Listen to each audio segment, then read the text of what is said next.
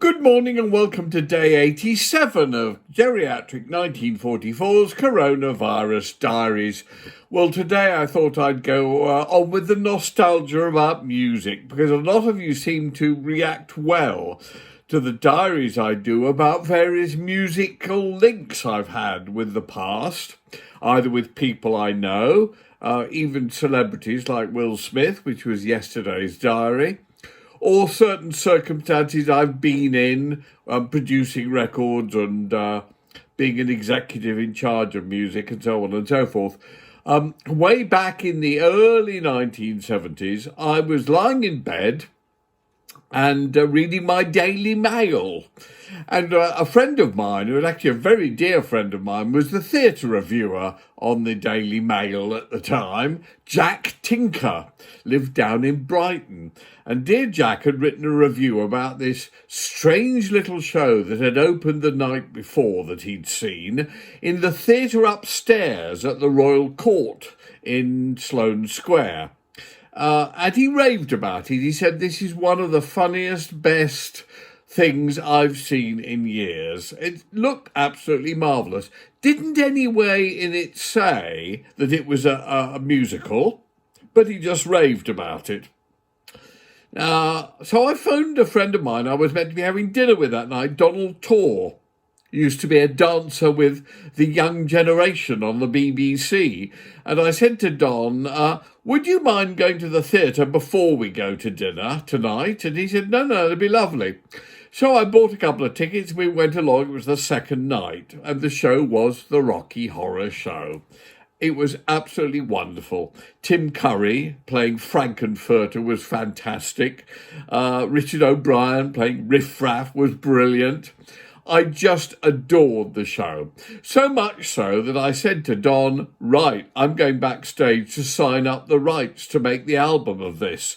And I went backstage. Well, backstage was about a room the size of a toilet in which the entire cast was crammed. The theatre upstairs was very, very small. And I spoke to Richard and I said, I want to make an album of this and release it. He said, you're joking. We're only the second night of in repertory. It's not going to go anywhere, much though I hope it does. I said, no, I do want to, and I also want to invest in the show. And he said, well, in that case, you better come along and meet Michael White, who is our producer. So the next day I went with him over to meet Michael White.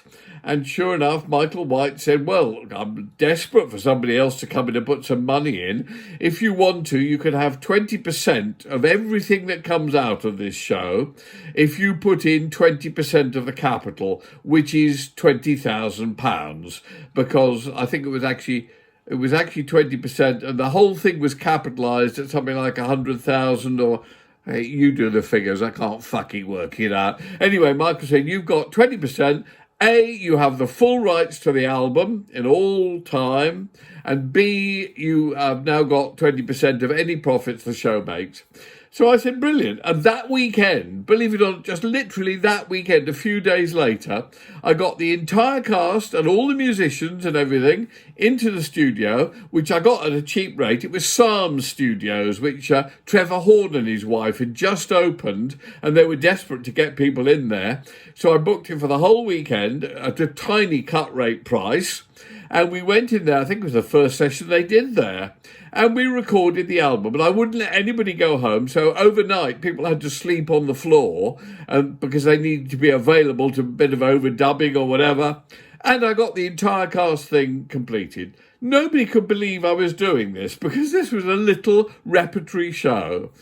Anyway, there it was. We put the album out and I started promoting it like mad, mainly pushing it to people like my friend Robin Nash, who was doing Top of the Pops at the time. He was the producer, who came and saw it and absolutely loved it and mentioned it on Top of the Pops and had it put things through, started to buzz around the BBC and everywhere. Anyway, the show really caught on and became a huge success, even in the little tiny 50-seat theatre upstairs in the Royal Court, where if it rained, they had to call the show off because it had a tin roof. And if it rained, with you couldn't hear the dialogue, so they had to cancel the show. Anyway, by the last show in the Royal Court, it was a huge success. Loads of people were there. I remember Mick Jagger was there, Omar Sharif was there, and the show was about to begin, and somebody came out and said, look, we're terribly sorry, we've had to cancel the show.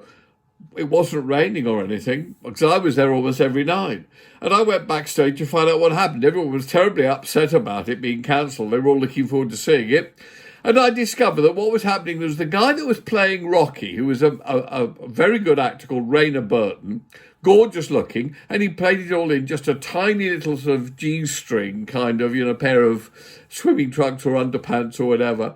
And he was covered in glitter all over, and some glitter had gone down his pants, and he was uncircumcised, so some of it had gone under his foreskin and caused his penis to swell up so much that it wouldn't fit into the G-string.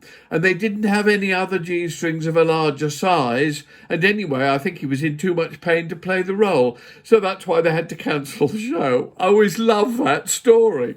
Anyway, it went on to be a great success, and I started getting checks regularly for a couple of thousand a week. All of a sudden, they stopped. And I called my lawyer up and I said, can you call Michael White and find out what the hell's happening? He called and found out that Michael White, when he realised this was going to be a major success, had switched all the rights for the show into another company of his. I don't know, Michael White Limited instead of Michael White Enterprises or whatever, and had bankrupted the company that originally had it, that I had the deal with my 20%. So, as a result, I didn't get a penny from then on. I did, however, continue to own the rights to the album, which has sold millions and millions over the years, and I did take joy every 6 months in sending Michael White his account, because he had a percentage on the album too, saying, we owe you £4,900 for this 3 months or whatever, and you're not getting a penny of it because you screwed me on the first deal. And that went on for the entire rest of Michael White's life and was the only thing that compensated me for being screwed out of my 20%. Anyway, there you go. That's the story of the Rocky Horror Show, a show which I still love. And I've just recently made a brand new track that nobody in the world has heard, which is my version of a new updated rap by a brilliant girl who I think you'll be hearing a lot of in the future, called Concert Tina. And she's made it, and I've done it with a rap at the beginning and the end. We call it Stale Beats because it's all about the time warp. And it then goes into the original cast recording of the time warp and comes out again with more rap. I hope you like it. Nobody else has heard it. See you tomorrow. Bye. It's astounding how the world changes yet remains exactly the same. A whole chunk of humanity dies away and another arrives for another day. A decade goes by and everything alters, yet strangely enough dancing never falters. Same tired old beats, same tired old rhythm, same tired old rappers rapping with them. We keep moving, prancing, shaking and grooving to the same old DJs disapproving. It's astounding, time is fleeting, madness takes its toll. But listen closely, not for very much longer. I've got to keep control. I remember doing the time warp, drinking those moments when the blackness would hit me and the void would be calling. Let's do the time warp again. Let's do the time warp again. It's just a jump to the left And then a step to the right. with your hand on your hip. You bring an easy time, but it's a pelvic thrust that really drives you insane. Let's do the time warp again. Let's do the time warp again. It's so dreamy.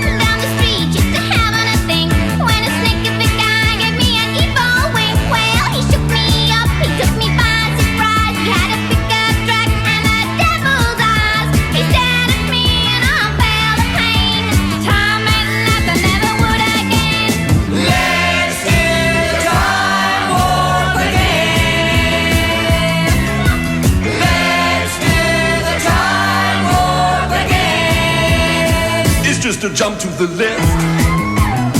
And in a step to the right. With your hands on your hip.